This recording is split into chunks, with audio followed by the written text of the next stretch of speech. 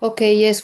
So this is the last session that we have in our project, Wonder Commonlands. It's an Erasmus Plus project focused on gender and common lands and governance. We are a consortium from several countries. I will introduce now my colleagues, the organizations, and the countries they come from.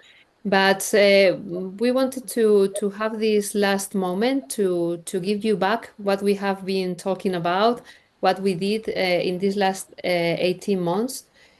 Some of you know already the project. Those who doesn't, just to tell you that it's a small Erasmus Plus project. As I said, focus on interchange, knowledge, experiences, reflections, lives around common lands and their governance from a gender perspective. So there were two in-person seminars and three online webinars. And yes, in one hand, this should seems not to be so much work, but we felt that we were working a lot and we were discussing a lot and listening each other and sharing moments and reflections. And with that, in one hand, we have this small summary and conclusions reports that we want to give you back. And in the other hand, we were developing parallelly with Veronica Sanchez a small research on gender and common lands governance. And mixing these two questions, all the exchanges in this project and this research, we were able to have a draft of a handbook of how to start to introduce the gender perspective on common lands governance. So at the end of this session, Gabriela, one of my colleagues, will introduce the handbook. So first of all, I will introduce myself. I am Maria Alonso from Entre Tantos Foundation, one of the members of this consortium. As I told you, now I will give you a map with the organizations part of this project, and also just mention the activities that we have developed. Just to tell you, this is a personal opinion, but I think we can share this opinion because we had already a final evaluation among the consortium members that it has been a pleasure sharing the space with these women because there was a real good environment. We came from very different backgrounds and experiences around this topic, but I felt that there was all the time the open mind and heart and energy to build up together new ideas, new proposals. And in fact, we would like, after this first point of connection, to continue developing proposals all together. So all of you are invited also to join this team if you are aligned with our ideas and proposals. So after this, just animates with the just to remember for those who didn't know the project that, as I told you, this is a very um, simple project where we share some spaces, an opening meeting and a closing meeting in person um, around gender governance and commonlands. The first one in Couso in Pontevedra in Spain, and the last one in Abruzzo in Italy. And then we have three webinars. The first of them was the right to participate, focus on legal and participatory process for governance. The second one was a webinar focused on feminist perspectives for the common lands governance. And the last one was more focused on economical structures. So, sorry, as I told you, I will introduce also my colleagues. We had Bab Alex from France, Slow Food, and the University of Teramo through its Department of Political Science from Italy, Universidade de Lisboa, Dimitra from Greece, and Norsetter Kultur from Norway. And of course, Step, our friends from Bulgaria, which is not here the logo, and I am sorry, I apologize. It's Uh, usual. no, it happened already, and I corrected, but I used this old slide, so sorry, Viara. But a very important member of the consortium for sure.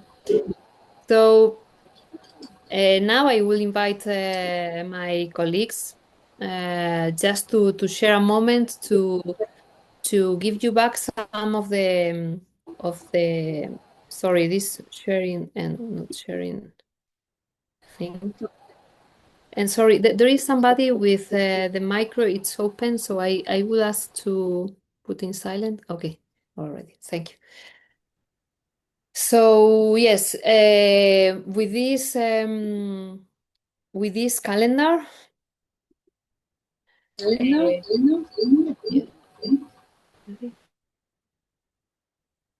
No. Please, if somebody is with the micro, I I will think ask for that switch it. Maria Dolores Sí, González. is. Yes. Okay. Okay.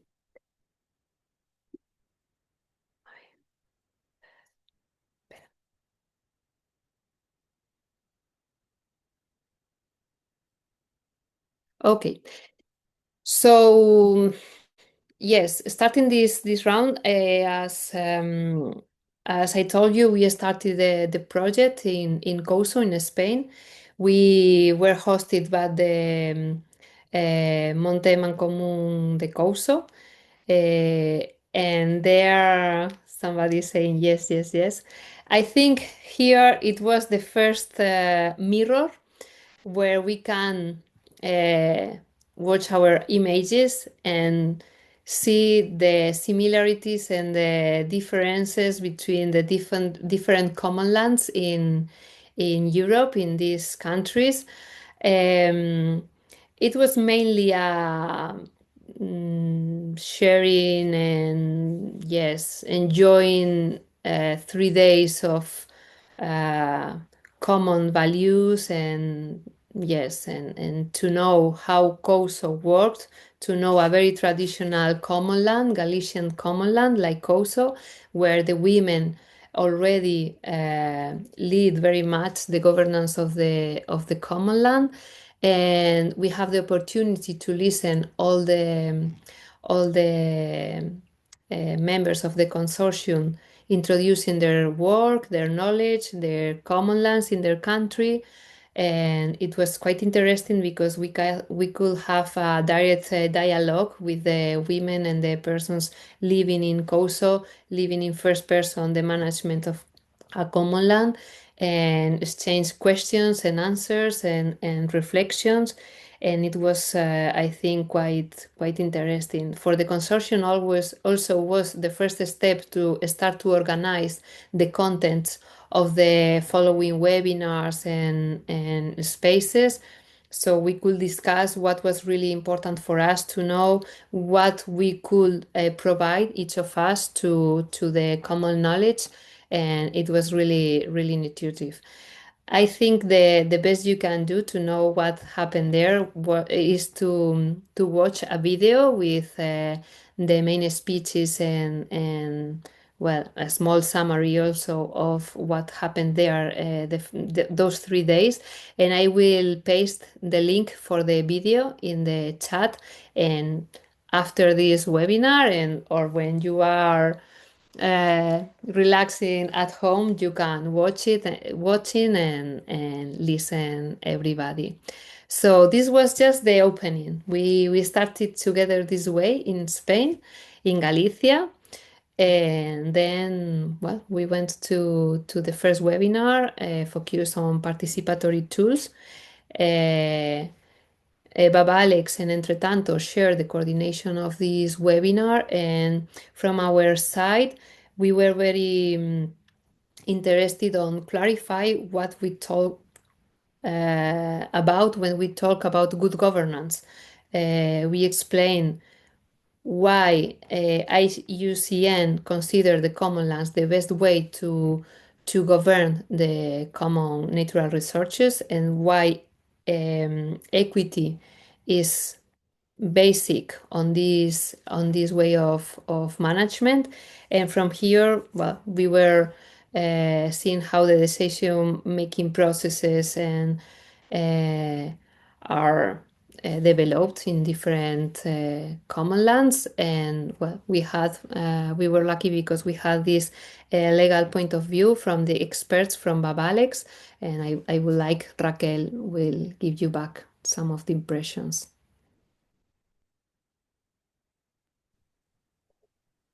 Thank you. Can you hear me? Yes? Okay. I'll try to be very brief. I'm Raquel from Balex, that is, and I'm representing here the European Legal Lab for the Commons. Okay, when we started the project, sorry, when we started the project, we had already been working the Spanish common lands a little, and we had some sense of what was going on with one of the legal institutions in France, La Section des Communs, but we didn't have more really much information. In this sense, the project. Que sea que somos diferentes.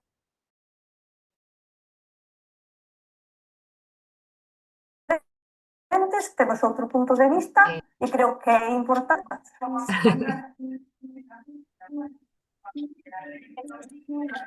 Nuria, I think Hello? you can mute all the microphones if you can. Es un ecosistema con patas y cuanto más nos quedamos individualmente, mejor vamos a estar con los demás y con el entorno. Reality.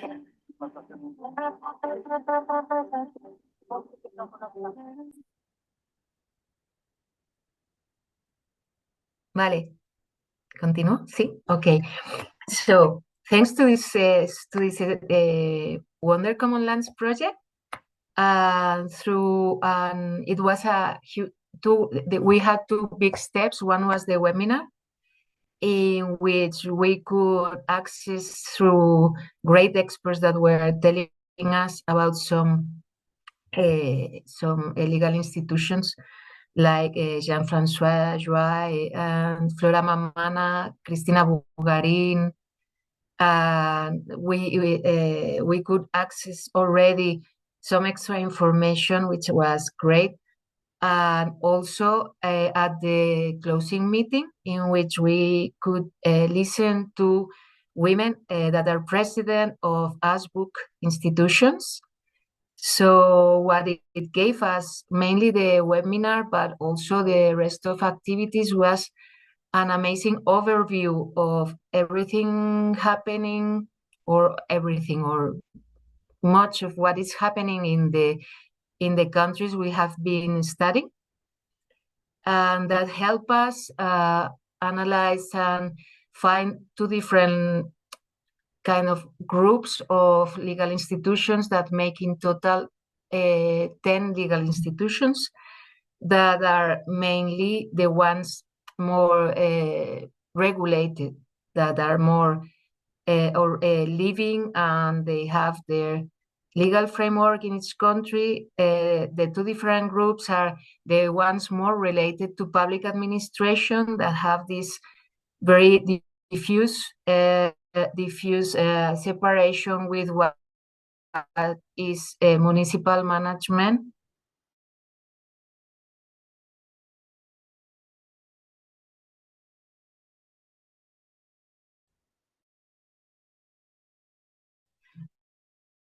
And leave these kind of tensions, and the ones that which are more attached to community and are understood like a kind of community ownership. Finally, just to not to take much time, we decided to draft. We were already supposed to collect information, but we found so many interesting people on our way that we asked them to contribute.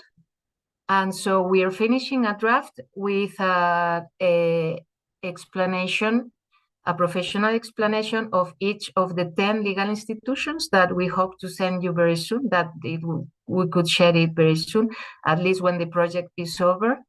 Some of the experts are here. Thank you very much for coming. And we asked them to answer to 7 questions, 7 criteria. So in this document, you would find also that it was work also in the webinar and in all the activities. They also contributed with the information on governance and on the challenges these institutions are facing in each country. And I think that's it for the moment. I don't know if you have any questions or questions come later. Thank you. Thank you, Raquel. So let's go with Marta Nieto about the ecofeminist perspective on common lands and governance. Okay, hello everyone. I will try to summarize 3-day webinars on what I think was interesting. Just as an introduction, I wanted to share our motivation of this topic. The motivation was that we know that historically women have had a predominant role in ecosystem conservation, both because of their role in agricultural farming, but also on the defense on the commons because of their dependence on these resources and their lack of access to private property. So we wanted to, and we also know that women are more marginalized and censored in rural areas. And this role is many times not visible. So we wanted to actually make these women voices and knowledge, traditional ecological knowledge, that they have more visible and widely, and that they have the opportunity also to speak to our network. So yes, this is on the one hand. So we organized both Norway, our partner in Norway, and us from Portugal, a 3-day webinar. So the first webinar was on the contributions and challenges of women in respect to the conservation of ecosystem and in their life as farmers. And the second more on tools, on how to involve women and how can we improve their situation.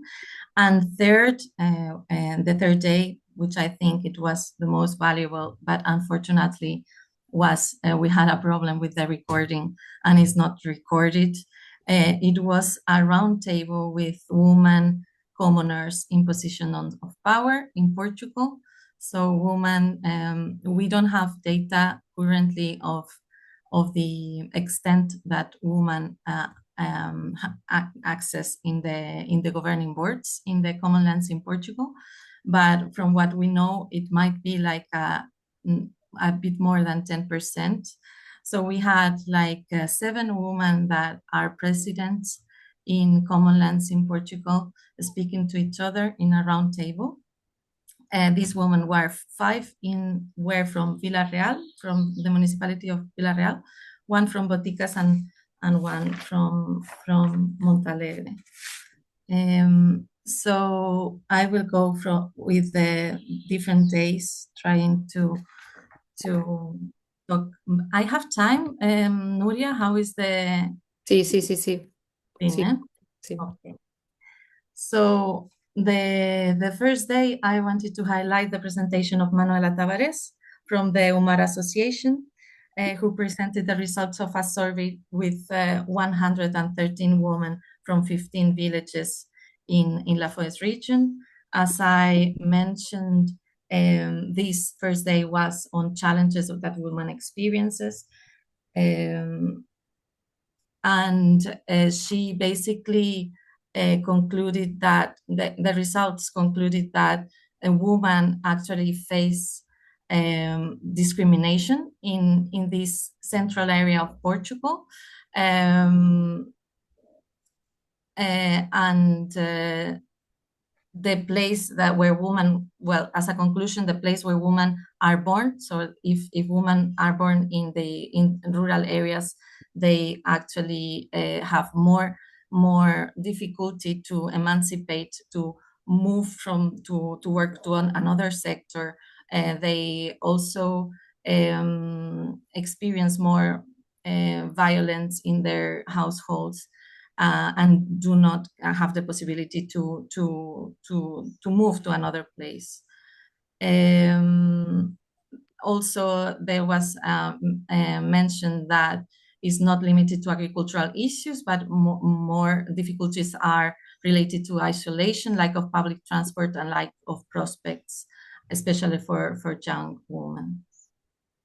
And importantly, despite this, the results suggested that increasingly women are aware of their rights and discrimination based on gender, but they are not yet organized to fight for these rights.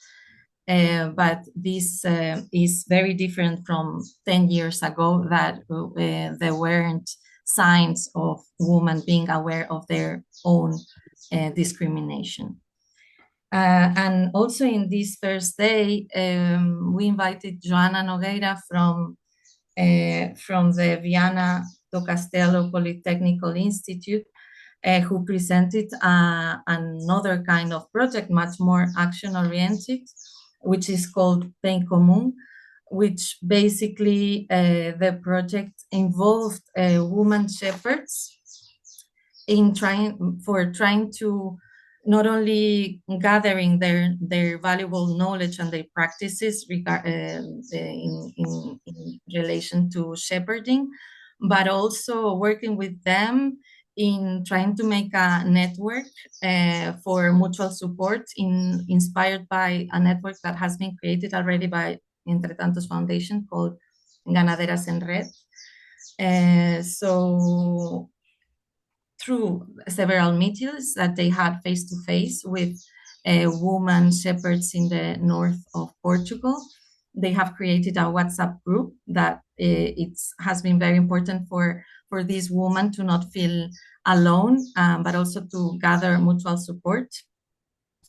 And also they have made a documentary of these women to gain visibility, because these women, as already mentioned, are not often very visible.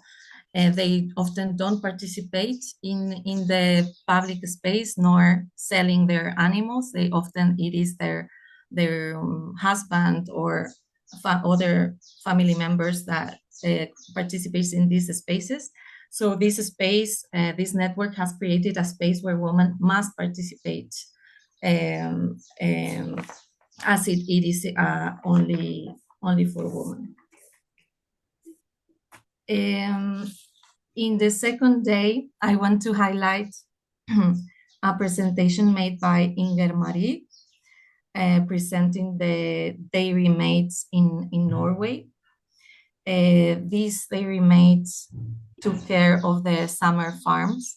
This was a very interesting presentation. The person who presented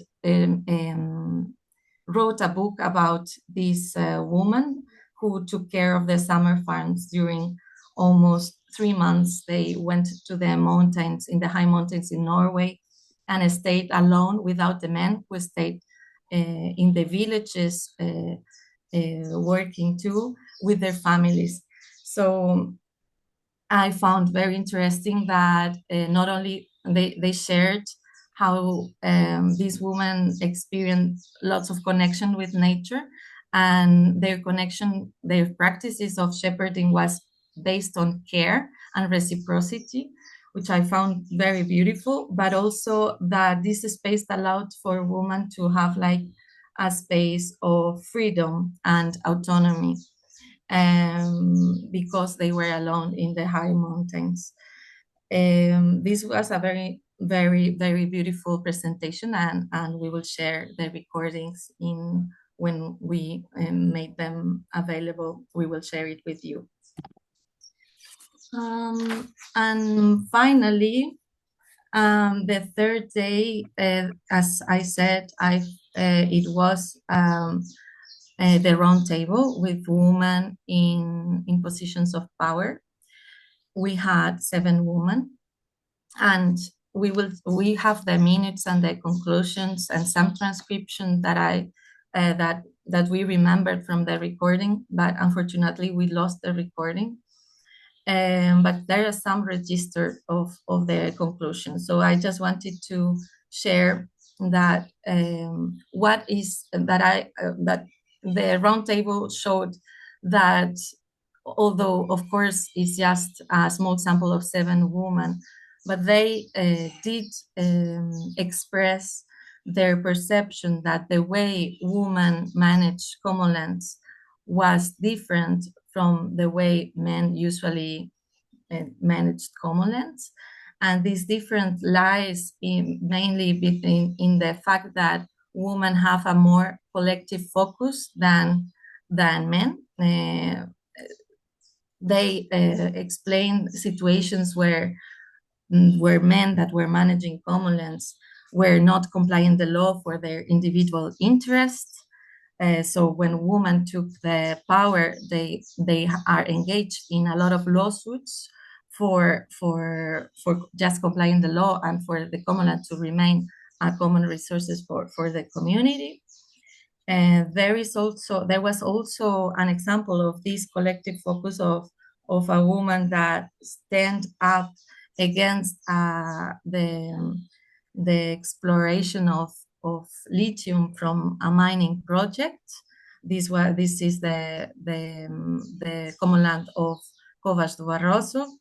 The Portuguese people might know for sure. And also there were some, most of them talked about the focus on the community. So how their management, the importance of explaining the value of commonlands to the community, but also their rights and their duties to the community. And this work, invisible work with the community, that they do, and usually is more ignored by men when they manage commonlands. Also, another issue they spoke is about the need to invest in the regeneration of the forests, and because of the continuous wildfires, there has been they think that the investment in regeneration is very important. And I end with the difficulties they expressed. So on the one hand, they expressed the lawsuits, which I already mentioned, that they don't let the time nor money for the community work they need to do, but also the gender discrimination of them as managers just for being a woman. I found interesting a quote that a woman said that when she started as a president, people were saying that woman doesn't know how to give orders, so she was very much criticized. But she mentioned that it is not about power, it's about contributing to the village. So this idea of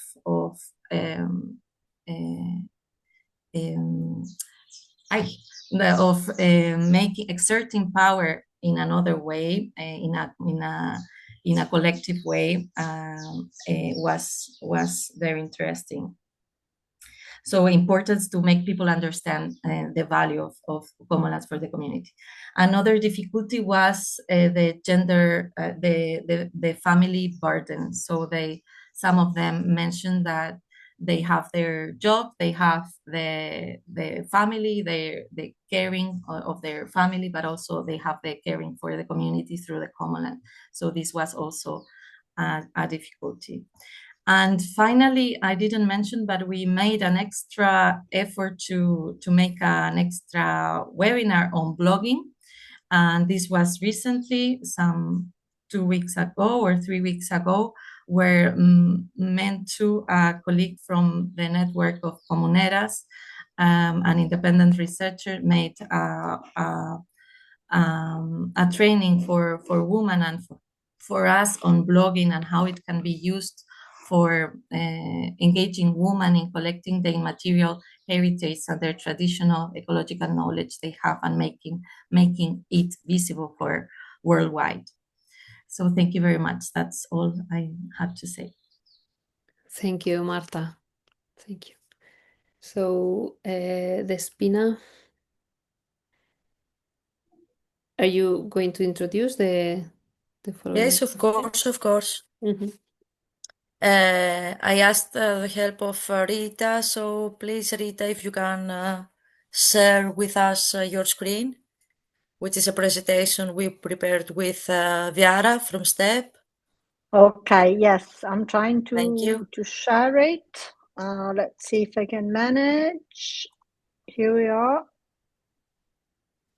Can you see it? Not yet. 1 minute.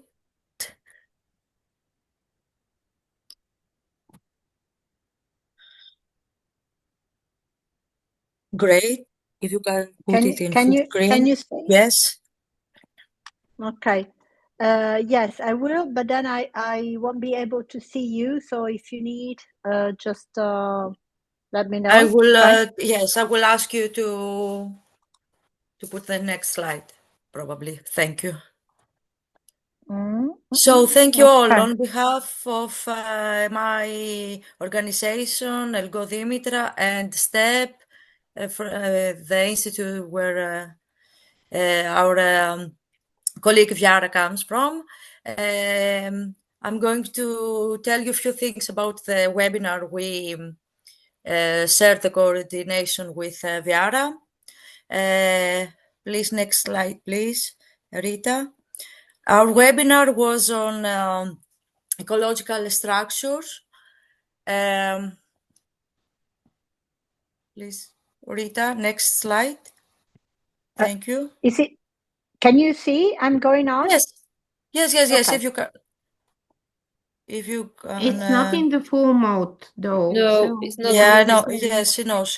But it doesn't matter. Yeah. Yes. Can you because see? I don't have. We can see the presentation, but we can. In which slide are you? We are in the first slide. We are in the first. Yes. I'm moving from one to another. No, we cannot see it how it moves. Okay, let's try this way. Okay. Now, okay. Okay. Yep. Now we are in the second one. Great. Yeah, no, because don't worry.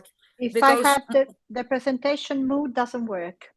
No, don't worry. Okay. Leave it like this, because most of the things I'm going to, I haven't put many things on the slides in order to talk more about what we did these 3 days of webinar we organized. The webinar was, as you can see, on sustainable economic structures for conservation of biodiversity. It was a 3 days webinar, the first on sustainable economic structures, the second on the role of women, and the third on biodiversity conservation. If you can move on the next slide, we can, you can see some of the topics we focused on. We focused on women-led rural initiatives, mentorship and empowerment, pastoralism and agroecology, agroecology and gender equality, policy recommendation, and workshop and reflections on all these topics. The first day, please, next slide. The next day, on sustainable economic structures throughout Europe, we presented 3 projects. The first one was on Ecomuseum Zagori, The Ecomuseum Jaguari was established in 2040 as a social cooperative enterprise in Anopedina. It's a village on the mountain of Pindos. Its goals and activities are to preserve, interpret local identity, memory, and biodiversity. Moreover, one of its aims is to encourage community engagement, especially those of young people and women. They are realizing many projects. One of these are Women of Pindos. As I told you, Pindos is the highest mountain here in Greece.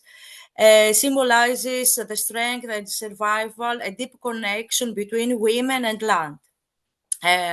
Another project is a women cycle, which is, as Dimitra Papaioannidou presented us, is a project that supports women in order to share experiences, dreams, and traditions that resulted in a collective narrative celebrating individual stories and community bonds they have, not only on the mountain but between the cities.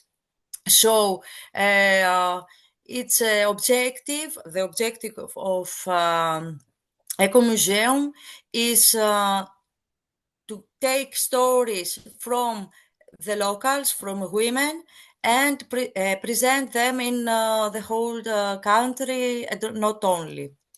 The second one we presented in this webinar is the Paleontological Park and Information Center in Verset municipality. This NGO, Local Initiative for Varsets, was founded in 2004 with the aim to focus on sustainable rural development. Its key goals are sustainable use of nature and cultural resources. The Paleopark Varsets recreates the paleo environment of the Balkans. It consists of features sculptural reproductions of extinct animals, such as rhinoceros, saber-toothed cats, ancient wild horses, etc. And its main goal is to educate visitors about the region's prehistoric biodiversity. Also, this project, the museum, is currently operated by 3 women and has attracted over 30,000 visitors up today.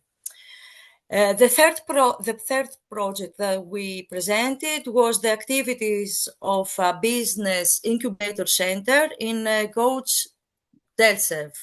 I don't know if I pronounce it well, Viara, sorry.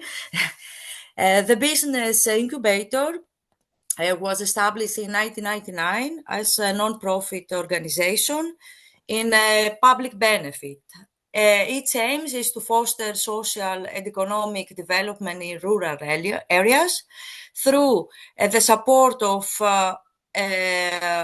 entrepreneurs, the promotion of knowledge transfer, the business education partnerships, and local networking. The key initiatives of the business incubator are 3 main, let's say, sub-projects, which are the Danube for Rural, the Inspire, and the SEED project. All of these projects are, their main highlights are presented in their initiatives, which are the strong youth and the female leadership. More than 70% are female participants. If you can move on, thank you.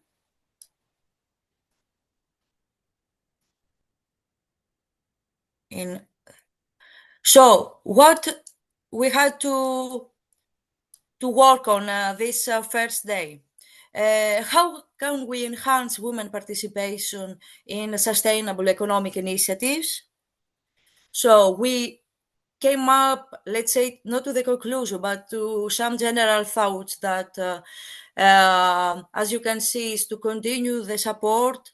Someone has to hold your hand, guide you, and reassure you while you develop your idea into something real.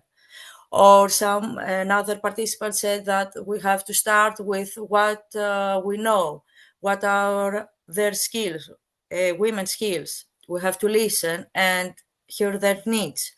We have to develop a good communication. And I think this one came out from all our webinars. That we have to help them with family and working burden by using a good mentoring. This was also one of our big aims, to provide mentoring, because we came out that to the conclusion that it's very important, because we have many initiatives, but they are not leaded well, or they don't have the leading person to share all the knowledge that these women have. Please, next.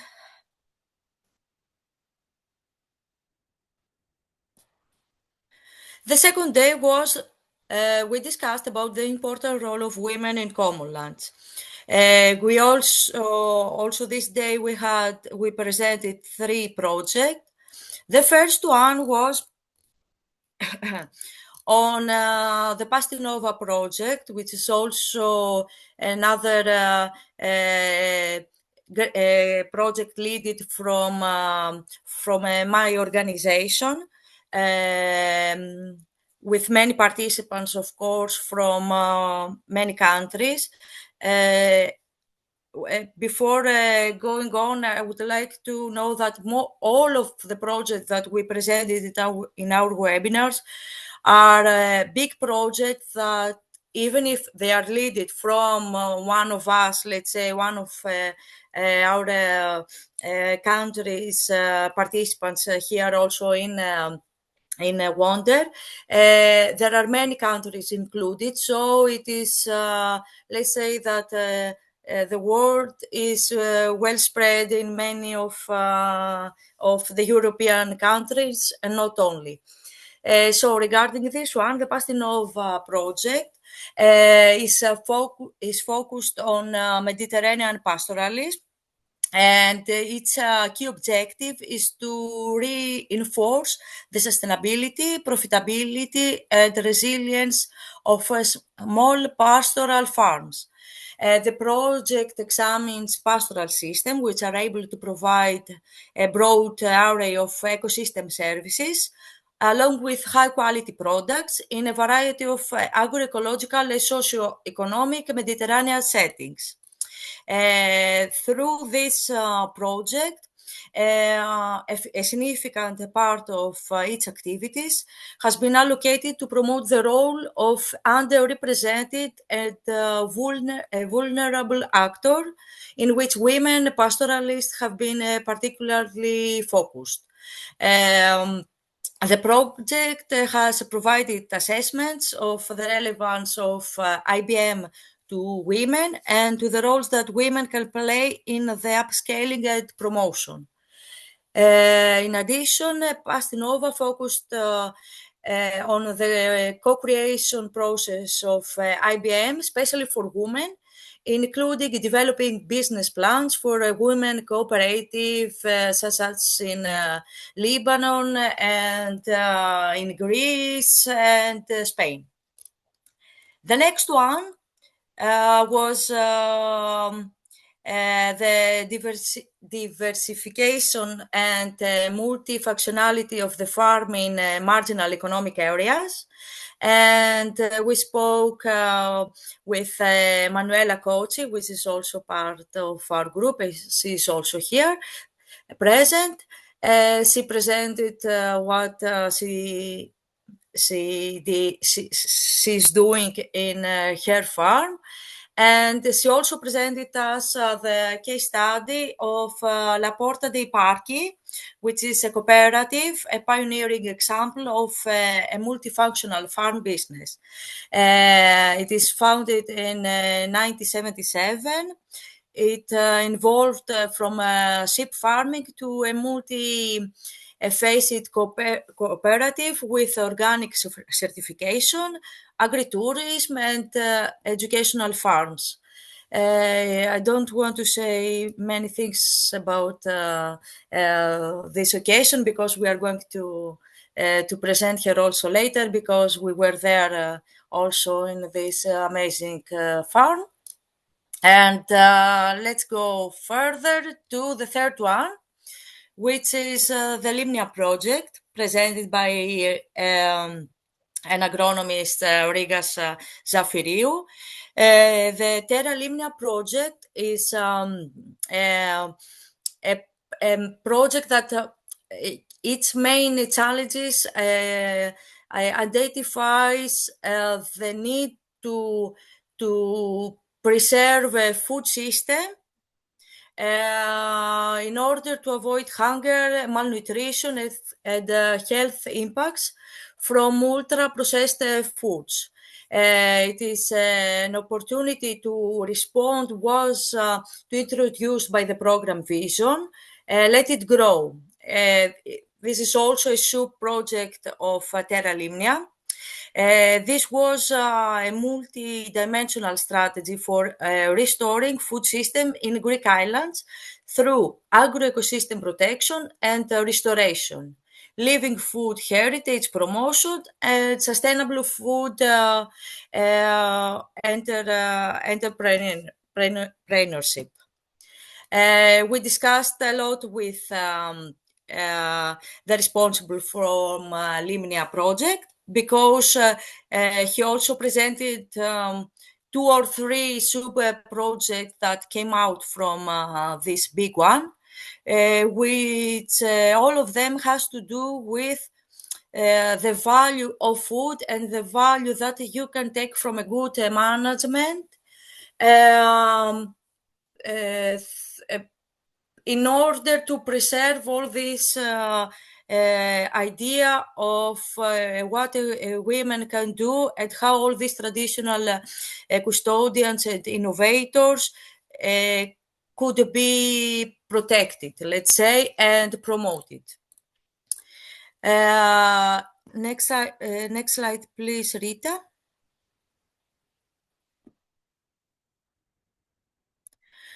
So we came out after the discussion. The question was, how important is the role of women for preservation of common land?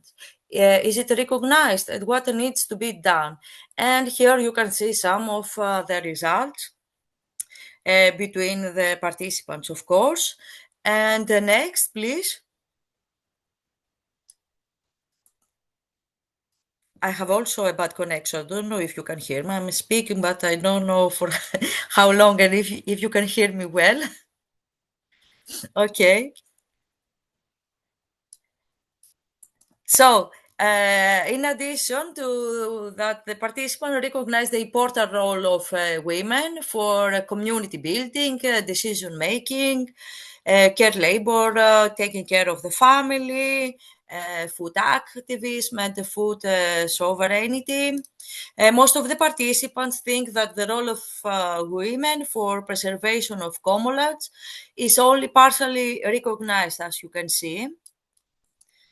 And the second idea was that the role is not that well recognized.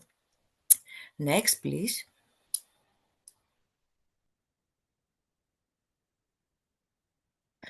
So we are going to end with the third day on Monday, 30 June, where we discussed about the biodiversity conservation, again presenting 3 last projects. Of course, we had many more, but we were trying to be more on topic and to have time to discuss more.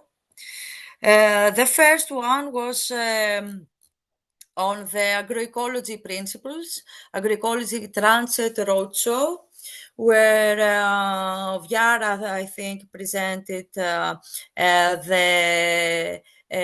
13 principles of agroecology, highlighting its focus on both agroecosystem and food systems. The agroecology transit project was presented aims to support the transition towards agroecology by learning from experts in 11 innovation hubs across Europe.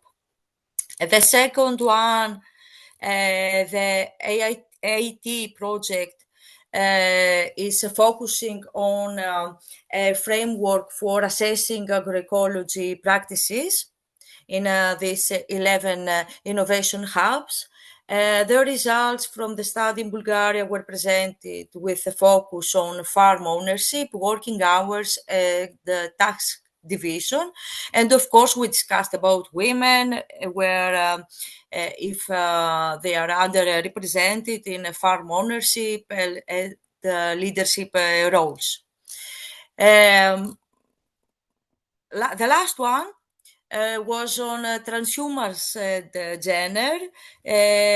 We had the possibility to invite and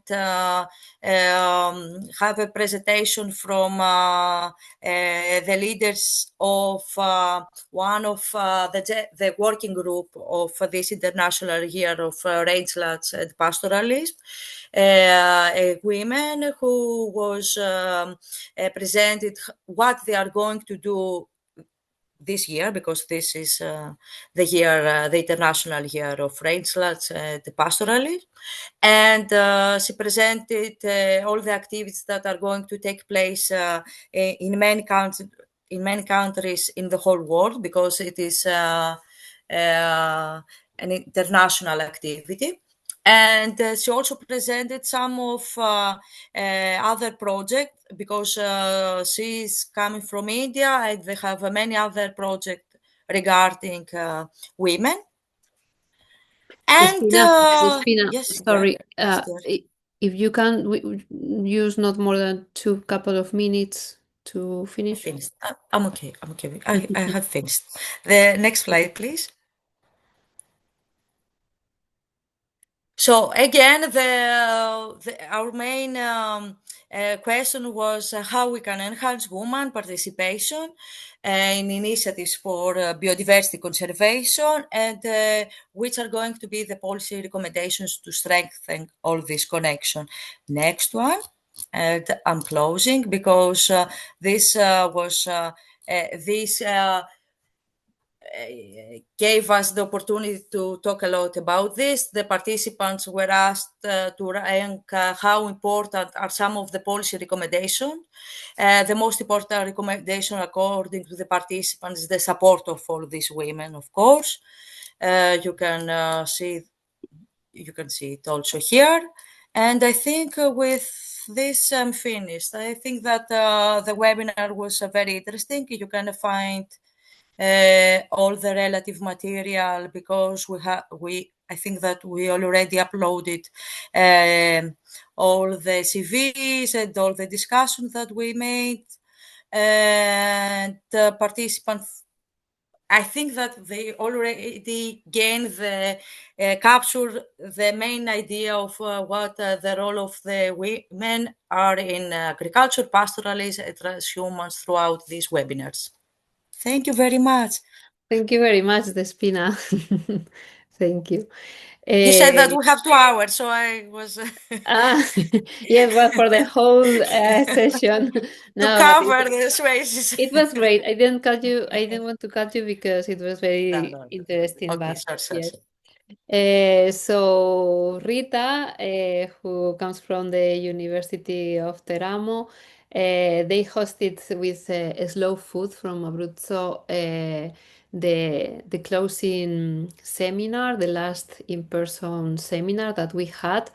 It was they were great days there in Italy, and we learned really a lot, and it was really inspiring. Thanks again, Rita, for the organization, and we listen you.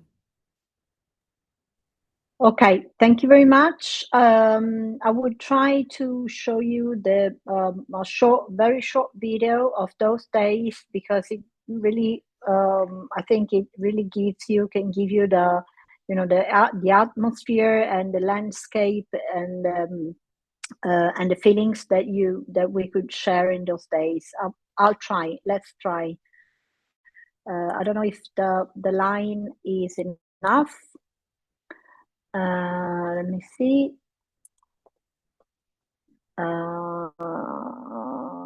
Okay. You tell me if you can see it and hear it, please. Can you see it, Nuria? Now, yes. Yes.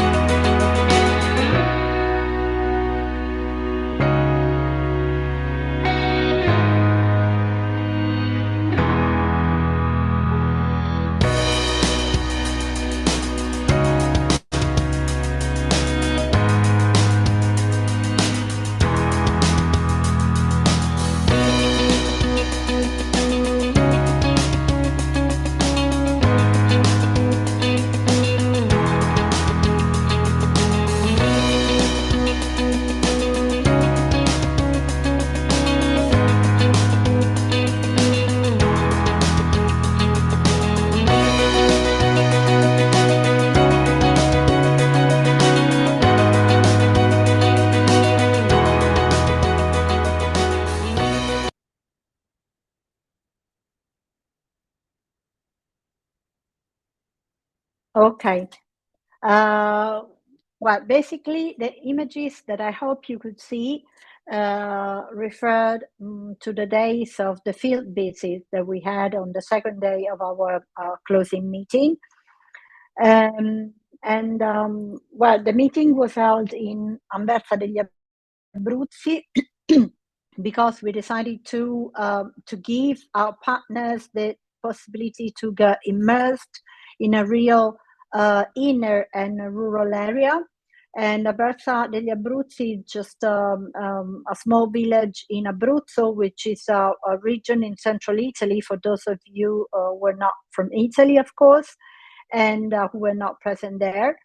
And it's considered, and it's called the green heart of Europe, because it's one of the most protected area in Europe. I can say that the percentage of protected lands in this region is 32%, and it's just 3 times the average percentage of land protected in Italy, because it can really be considered the greenest region of Europe. So we have in this region there are 3 national parks and 1 regional park and 1 marine protected area.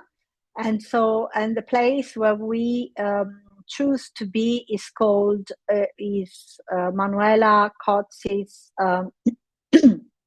agritourism, which is called the door of the parks, la porta dei parchi, because once you are there in Anversa degli Abruzzi, from the really literally from the door of the agritourism, you find yourself just in the middle of like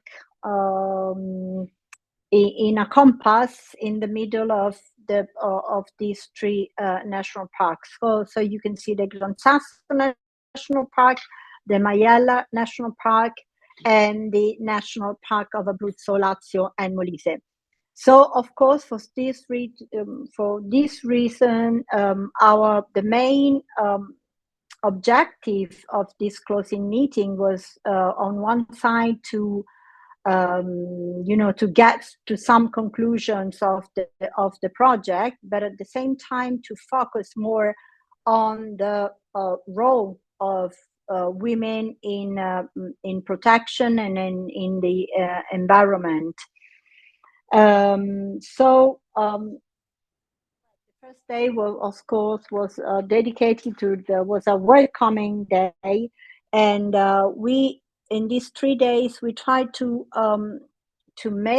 put together like academic reflection, because of the participation of the Department of Political Science here at the University of Teramo, which has a long tradition in studying and doing research about local development and protected lands. Of course, we are actually taking on a bachelor study on tourism, sustainable tourism, and in the past we had also a PhD program on local development and social policies. So, but this was not only an academic meeting, because we tried to have also grassroots experiences from women working in Commonlands, and also trying to focus on their territorial engagement not only in the governance, because actually and unfortunately there is no, as we could observe in other countries, the role of women in governance is really weak, but the role in managing, somehow in dealing with environmental protection and in dealing with traditional ecological knowledge is really, really strong and powerful. Even if also here in Italy and in the area of Abruzzo, their role is not visible, as it happens as we have seen in other countries. So the images, as I was telling you, the images that you saw referred on our field visits. So we dedicated 1 day in field visit, and during these visits we focus on 2 different kind of commonlands. On one side, we visited the pasture lands of high pastures in the mountains, where Manuela and the shepherds that working with Manuela, they practice montication, so transhumance and vertical transhumance. Maybe Alima has a... No, sorry, it's non-volunteer. Sorry, excuse me. Oh, it's okay. Okay. So, and well, these pastures are they are called like this type of common lands here in Italy is called usi civici, which means well, they can use the land which is public somehow, but they also they have to pay for this use. And now at the moment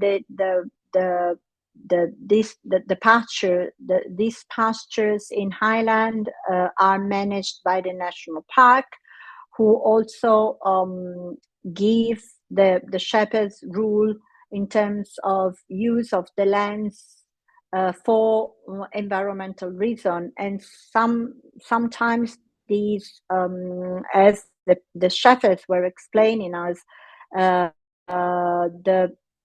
conservative objectives of the lands has conflicts with the need from the shepherds, instead of to don't worry, Alima. We know that maybe it's a problem. Okay, now so we know that this can create problems with the necessity and with the need of the shepherds to keep using the land during the summer season. And sometimes, as the shepherds were explaining us, they need to still. Don't worry, Alima. Maybe it's a bug. Yes, it is. I'm very sorry. I'm not making anything. I'm very sorry. Sorry, Rita. It's okay. And so on one side, we could understand how the national park managed the pastures and give the shepherds the possibility to use the land. But on the other side, we saw that sometimes, there's a sort of fracture between the shepherds need to keep using the lands over the established time by the park, and the impossibility to keep going using the pasture for some I don't know what, maybe unreasonable need for conservation. So conservation and the limited use of the pasture from the shepherds, that they still care about the environment and use the land also for conservative reason, is not always aligned. And then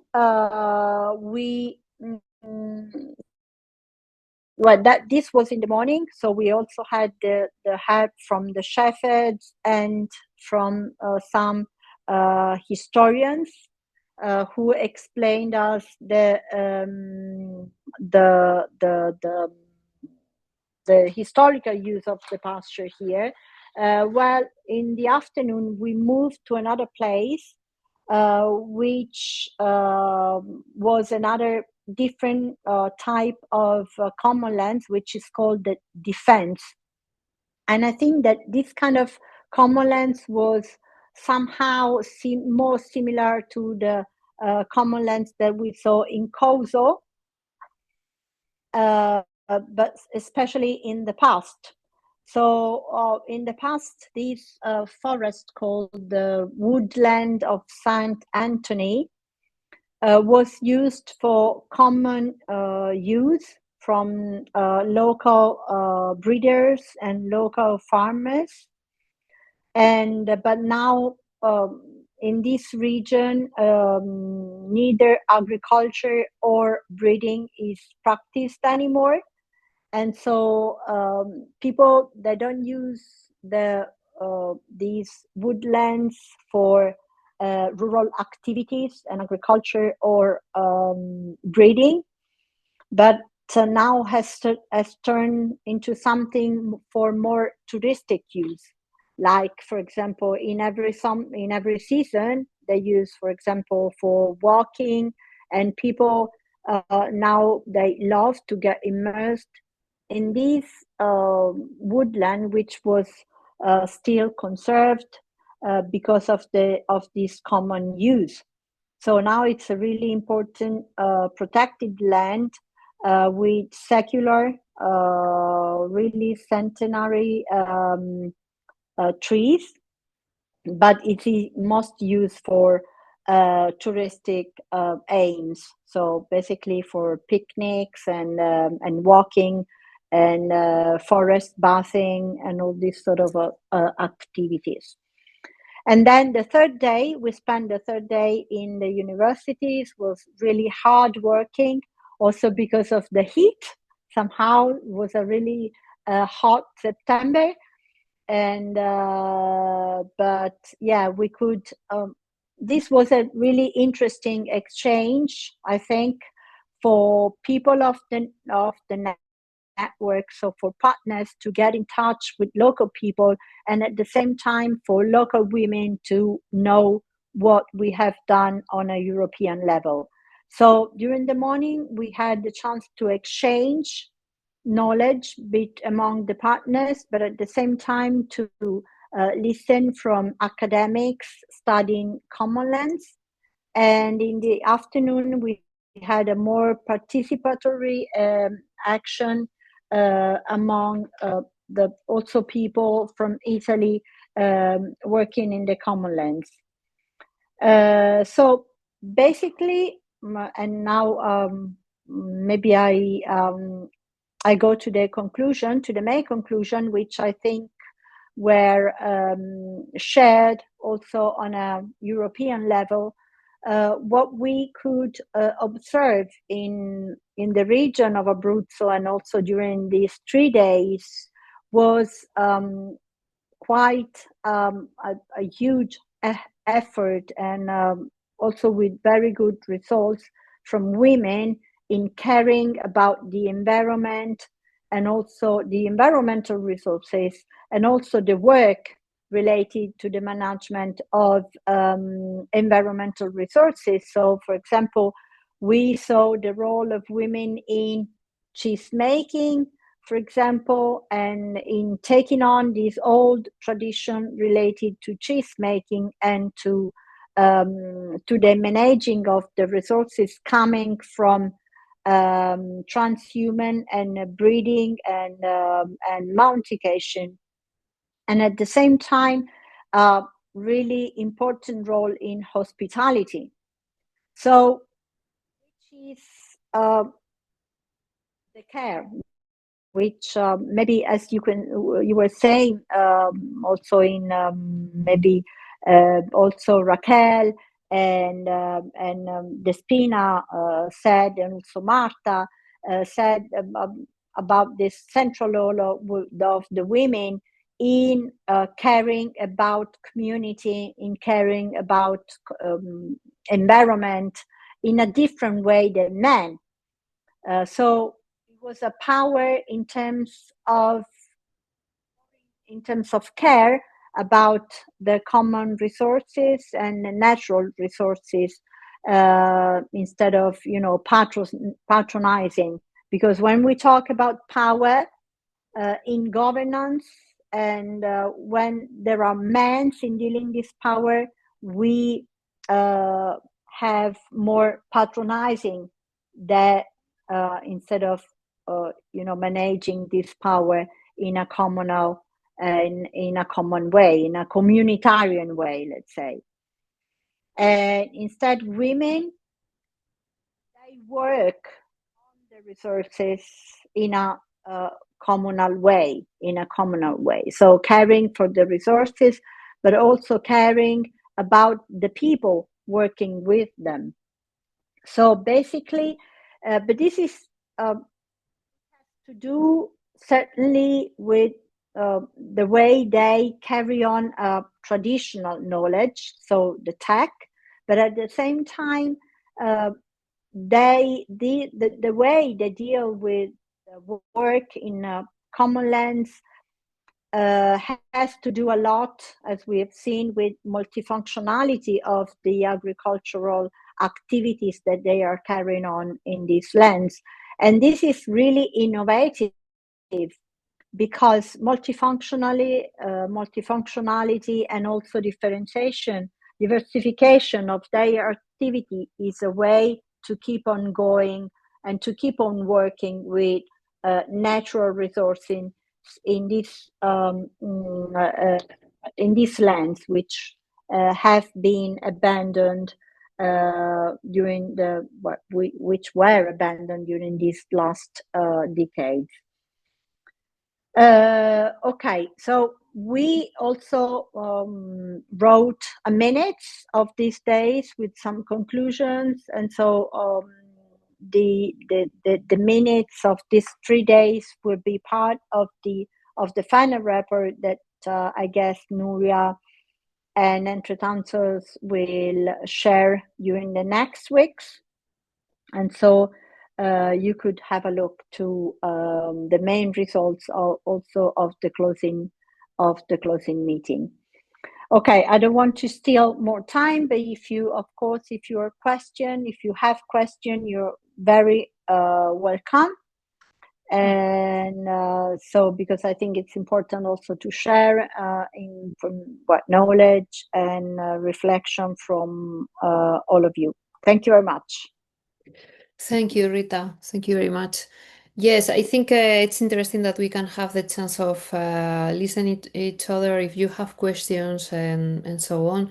So if you want, we can wait for after to listen all these summaries of the events, and we went through different workshops and meetings and webinars and seminars and everything. And we try to organize kind of general conclusions or challenges and barriers that we have identified. So we have written a small document of conclusions that, as my colleagues said, we will upload to the website. But now I wanted to tell you very, very shortly the main contents of these conclusions, which you will have the opportunity to read deeper in some days. And after that, if you want, we can have a moment before the handbook presentation to make questions or just to share some thoughts or feelings about what we have shared today here. So let me share with you very quick presentation.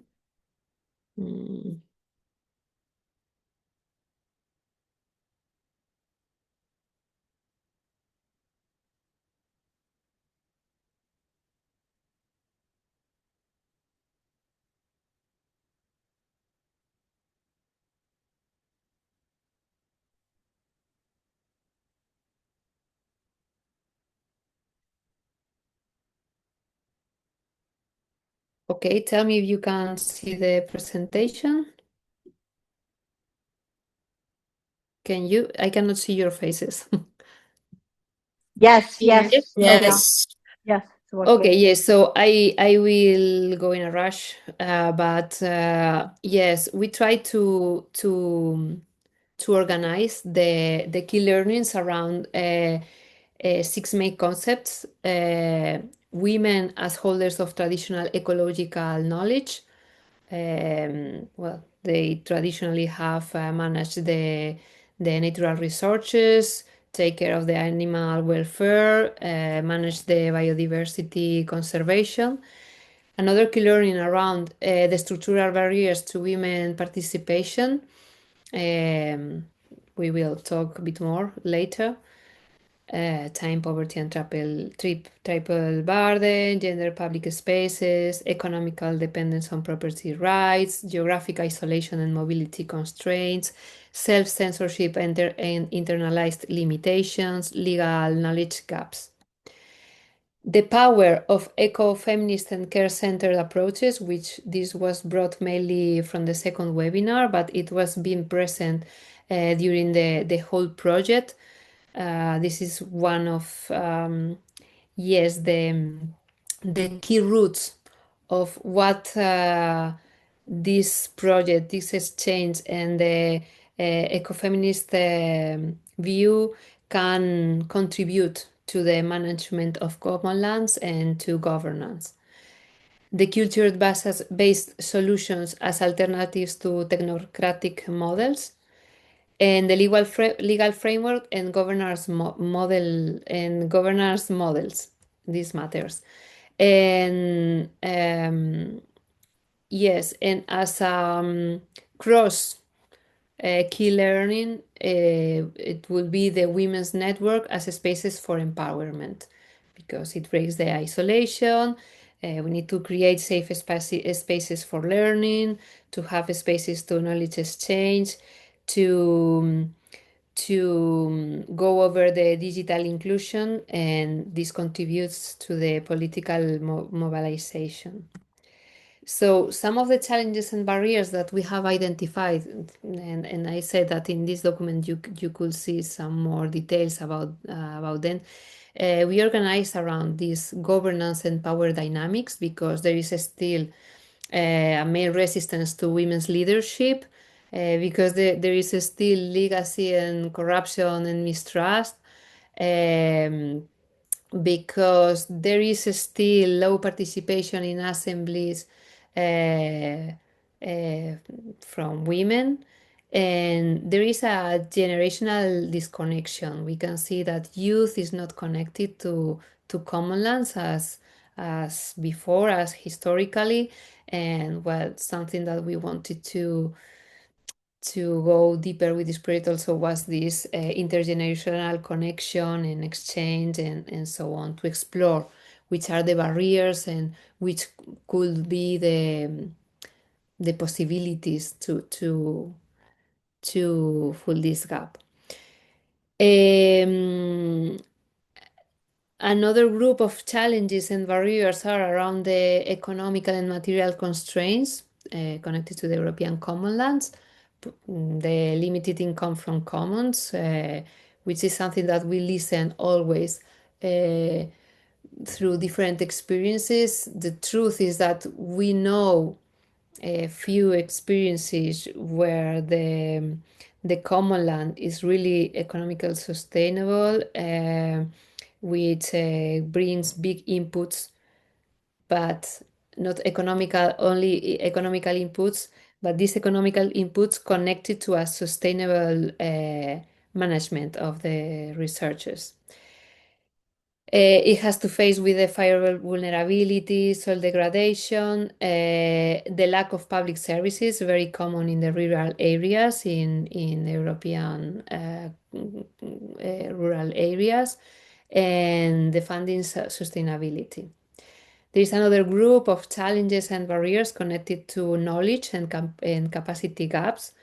The devaluation of traditional knowledge. It's been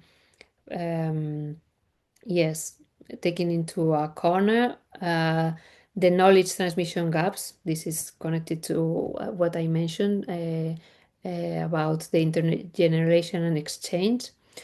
The technical capacity limitations and the digital exclusion that we live in the rural areas in many cases, and the rural women.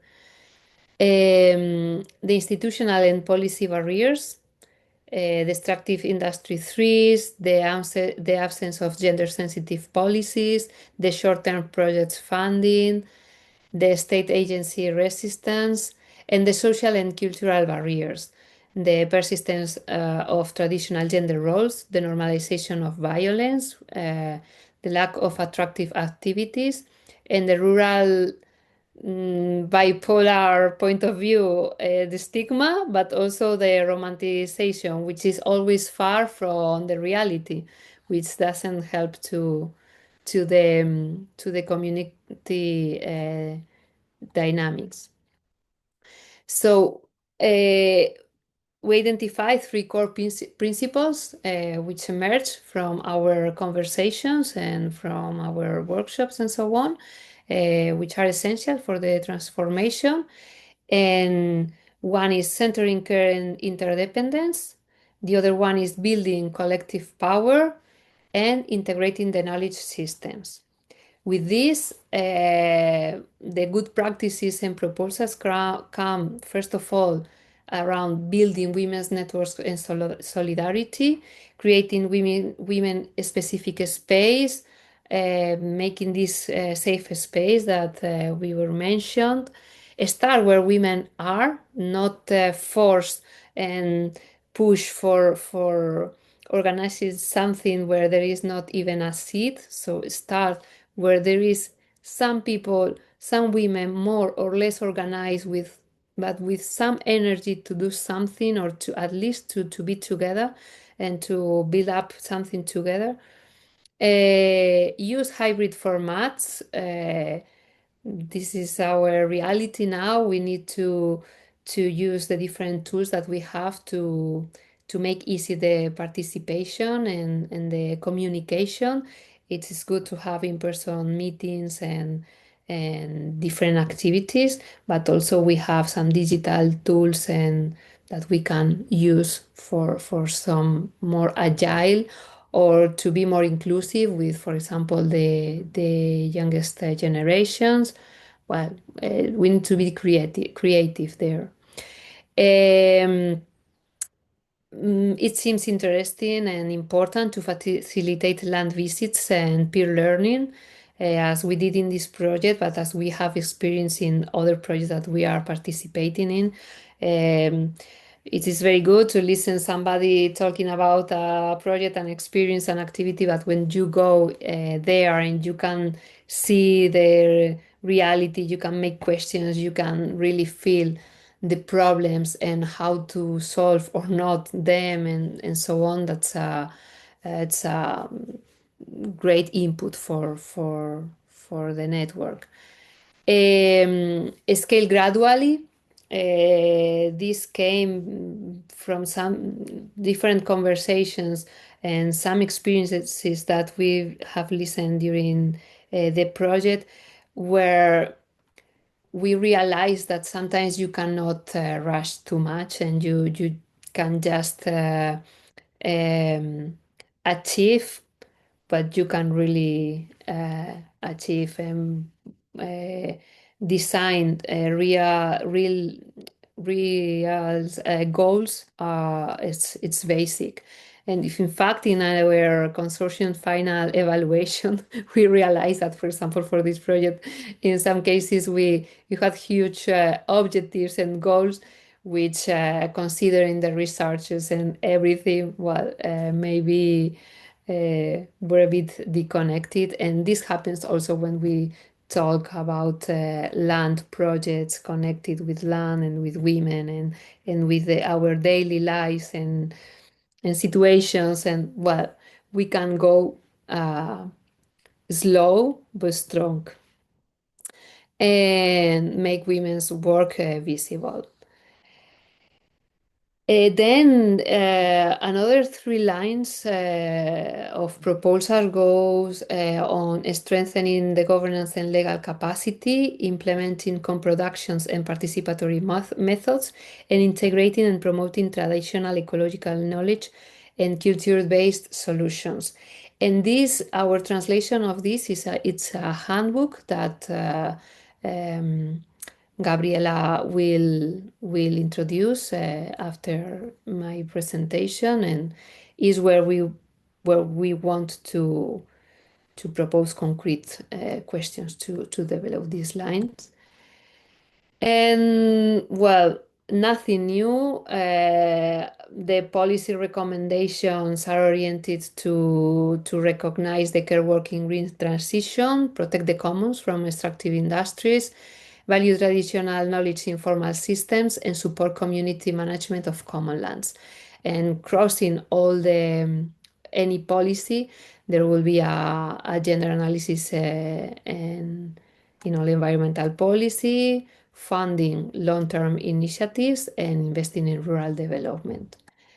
So, well, this is, yes, the main subjects that we want to develop on this document and in the handbook. So yes, in a couple of weeks, everything will be uploaded and you can check everything. So this last part of this session will be for Gabriela from Entre Tantos Foundation also, who has started this handbook, and she will introduce us this first draft of the handbook. Hi, hello everyone. Nuria, if you want, I can share it. I told you to share the screen, but I can share it myself. It's okay. Don't you want me to share it? No, it's okay. No? I'll do it. Okay.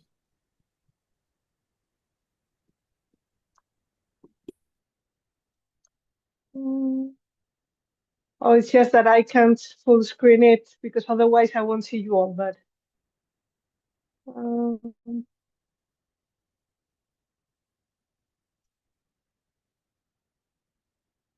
can you see it now? Yeah. Okay. So as Nuria was saying, this is the first draft of one of the deliverables that we have to supply for this project. We have used Women and Commonlands Governance as a title, and yeah, this document is still in progress, so we can share this with you, and any suggestions or things to add or any questions or maybe some parts that are not very well understood, we are on time to make changes if you want.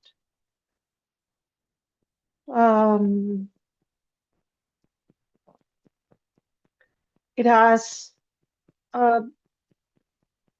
7 sections. I will go step by step. Many of the things that I'm going to introduce have already been said by Nuria. So, and since we're running a little late, I'll maybe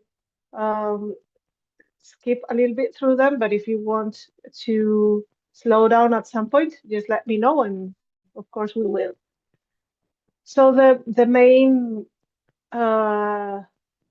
perspective shift that we are proposing in this project and that we have tried to reflect in this document is this shift in our relationship to land that Nuria was already talking about, this ecofeminist view where we are not only talking about the inclusion of women as a way to promote justice, but also as a whole different way of conceiving the relationship of land. In this case, I could say the management of land resources, but that would be in itself a matter of the kind of paradigm that we're trying to leave behind. So this could be how to restore a more sacred or holistic relationship to land while still enjoying the products of it. Of course, we insist on this special role of women as the primary holders of traditional ecological knowledge, which is a kind of knowledge that our more academic systems tend to undervalue. Sorry. How we can shift from a relationship of extraction to a relationship of reciprocity with land. How we can relate to the informal power of structures that normally tend to appear in collective management structures. And here I'd say that although the things we are explaining in this document, of course, apply mainly to traditional common land systems, I think that many of them can actually apply to all kinds of commons, and also to many collective spaces where the role of women also is hindered in some very specific ways that we can see here as well. When we talk about the barriers, which I will expand later, there is this very recurrent issue of the triple burden of how it's not only a matter of we don't have time to do things or we don't have energy to do things.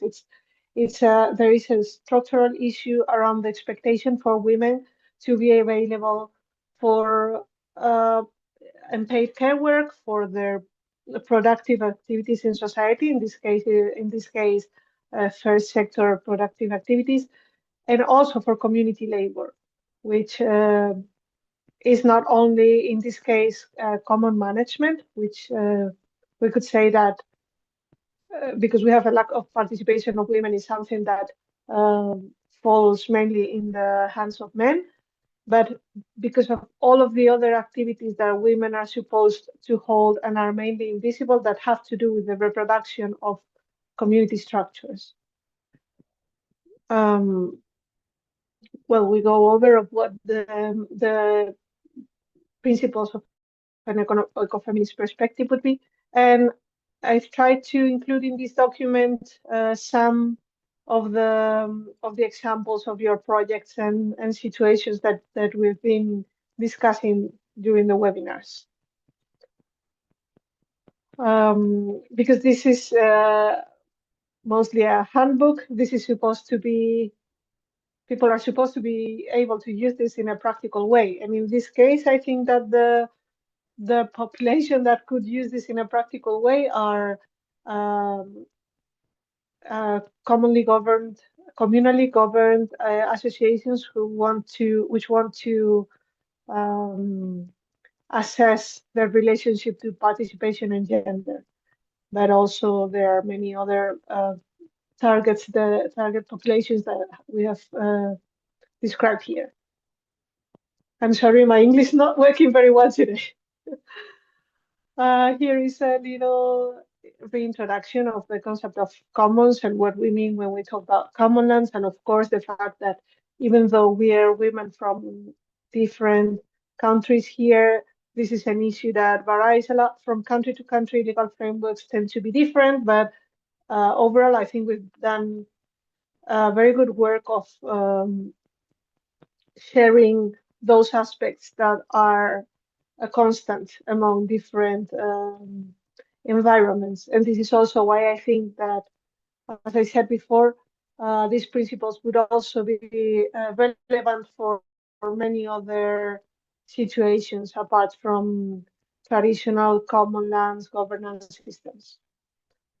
Here is a little introduction to this Bina Agarwal's framework that we have explained over and over to Livy's work from Entre Tantos, and where we have done this research of trying to bring these factors to women participating in Spanish and Portuguese commonlands, also with the help of Marta, and seeing which of these factors that we have seen in other occasions are also relevant to the Iberian Peninsula case. As you can remember, these were membership rules, social norms related to gender, the perceptions of capacity or ability of women to carry out different tasks, the male control of the traditional structures of power, personal attributes of these women, attributes of their household, which households have a higher or lower status in the community. And there are also some factors that were added after the workshops and interviews and so on, such as the type of common that we're talking about, the presence of other women in the governance structures that women are trying to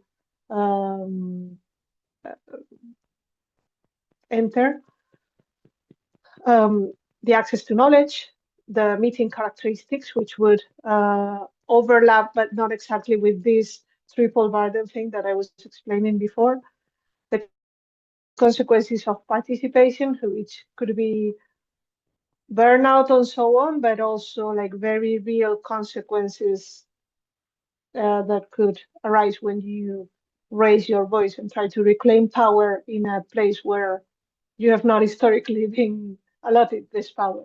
We will go over this later. And also we introduced this issue of the external support,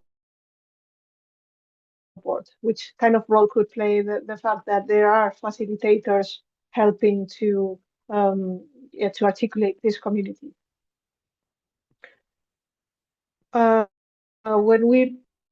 When we did this work with Spanish and Portuguese women of prioritizing these barriers to see which were more relevant to their situation,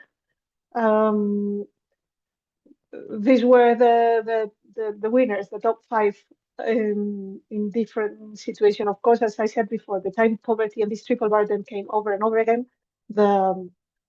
This is very obvious, right? If you need to be cooking or taking care of your children or whatever, and your husband doesn't have to do that, he's free to, if he wants to, if he can, to use his free time to attend community meetings, and you are not. Also, the gendered public spaces, the not so much maybe the formal, but the informal spaces where many times community life takes place or where decision making takes place are gendered public spaces where women may not feel as comfortable or are not there so often as men, because women tend to be relegated more to domestic spaces in many places, especially in rural areas. The male control over power structures. This is a basic of patriarchy, where, of course, trying to enter spaces where you have normally not been well received, of course, creates friction. And people who hold power, even if they don't think it is related to their gender, they will try to retain that power. And trying to change that power structure, of course, can create earthquakes. Also self-censorship, internalized limitations, the very own ideas that we tell ourselves when we are trying to empower ourselves and to reclaim this power is also a very, very important factor that is hindering that participation, even when there is not a man in front of us trying, as I said before, trying to hold that power. Sometimes it is we are the ones that think that we cannot do that, or that for some reason we are not allowed to do that, or it's not our place to take up space. And also there are knowledge gaps, and specifically legal knowledge gaps that make it more difficult for women to participate. There was a newly emerged barrier that could be considered a subsection of the consequences barrier that I talked about before, but that also came out several times and had to do with gender-based harassment, including sexual harassment in some cases. How for many women, it is just not safe to participate in, spaces where you could be alone in a forest with a man because you are surveying the trees and what needs to be done. It sometimes, in some cases, is just not safe. And well, you all understand what I'm talking about. And this is sadly also a reason that makes many women just to prefer to stay home and not to get into the fuss of having to to stand this conflict or to stand up to someone who is harassing them. Yeah. Of course, these barriers, we have been studying the barriers that are specific to women, and this is the lens that we have chosen, but we could do this from many different axes of power, and we would have different results. We don't know how this operates for in terms of race, which also is we have a very we could say we have a very wide participation, even in places where the community demographics have been changing. We could ask ourselves how age plays a role in this. This is something that also has come up several times. If it is difficult for women, it is very, very difficult for young women to take up space in these power structures.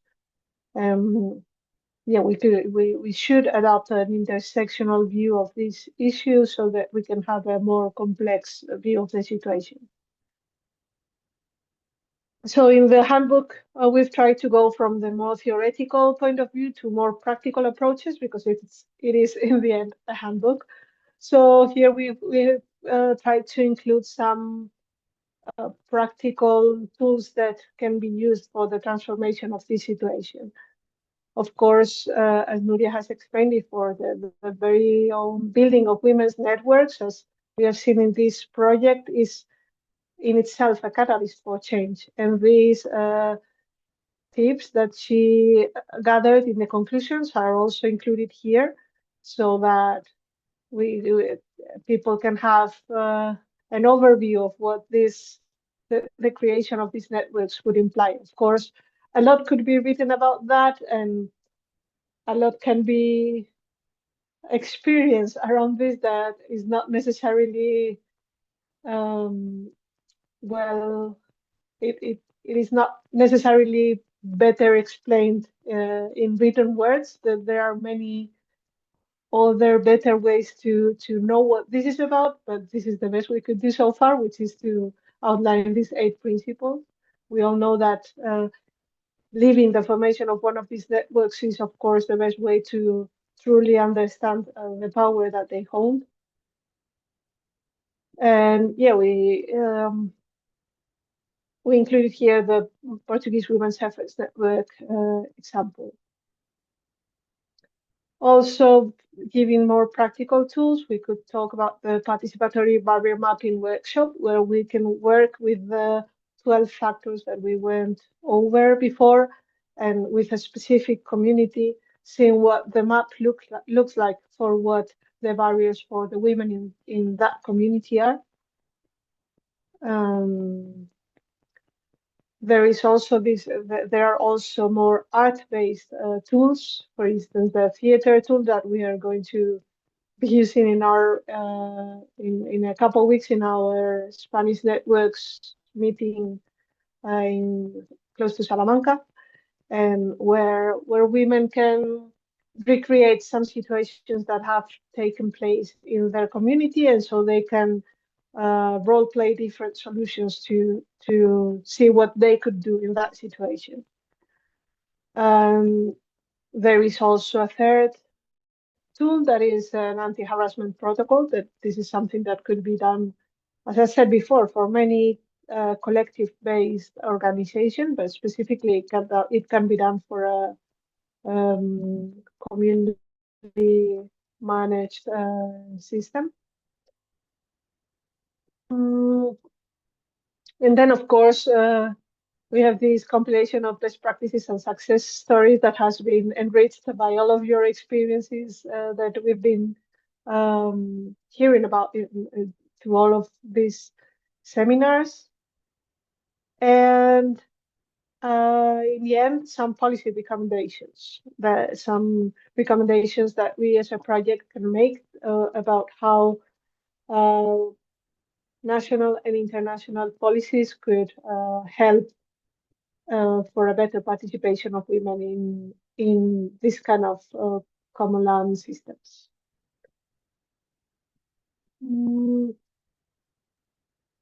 Yeah, these are some next steps that someone reading this handbook could take. I think this is it. We can have some time for questions, and as I said before, everything's very open for you to add your ideas. So thank you.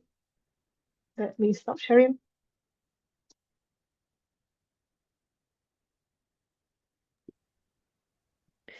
Is there any questions from the participants, those who is the first time who approached to this project, who wants to ask to us, or just share any reflection or any thought? Viara. Okay, congratulations on the handbook. Well done. I just want to propose something. If because it's a handbook, and I think it covers quite a lot of topics and experience and things like this. So I have seen it in other such handbooks in order to make it more practical. In the beginning, probably you should in the introduction or in the how to use it, something like this handbook, you should select several questions. For example, if you want to know more about the 12 factors, go to page da, da, da, da. If you want to know more about best practices, go to, in order to make it a little bit more user-friendly for people who want to take just the practical examples, because it's in our time and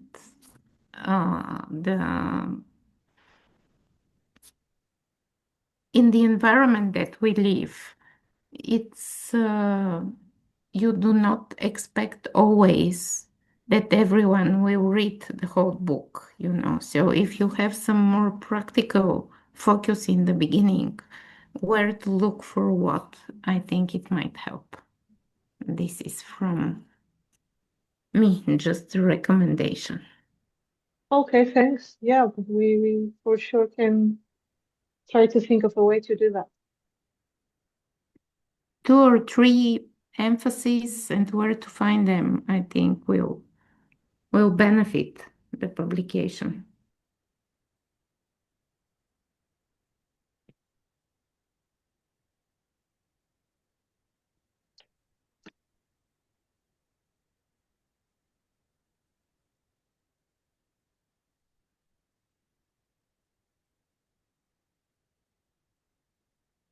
Somebody else? Well, anyway, the email address is open, so in any time you can write us. Wondercommonlands.org is the website of the project. The materials will be uploaded in the next weeks, so we hope you can download them and read, and whatever you want, you can write us. Nuria, I want to congratulate with you and Gabi and everyone who worked on this handbook, because I think that it's really a great job and really useful in terms of policy to be applied, also in terms of activism for in this field, and also for our future projects. So really, thank you so much. Thanks to Gabi, who was the main worker on this. Well, it all came from the conclusions of your webinar, so it's a common work. Alessandra. Yeah, I just want to say also congratulations on the handbook and a great project. And I missed the 10 first minutes, so maybe you said it already then, but how will this network continue? And is there like any future activities or webinars planned? Anybody wants to answer? Because I'm talking all the time. Yes, hopefully. So we always say that this is an ending, but also a beginning.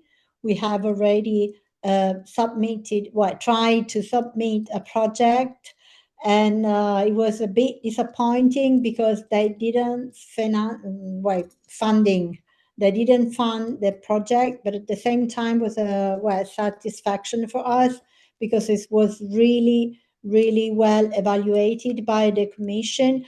So this, I think, was an invitation to go on, and we don't want to give up. So we want to keep on going. And we don't have anything planned in the next immediate future, but definitely we're still waiting for the submission of a cost action on these topics. So keep on following us, and we'll see. Well, that's what I feel like saying. I really trust the work we have done so far. And I think that we have strong basis to go on. And many people are interested in the work that we have done. And so, yes, maybe, the network will, we can integrate also people and who wants to work on different and new programs and calls. Thank you. Bye, María Dolores.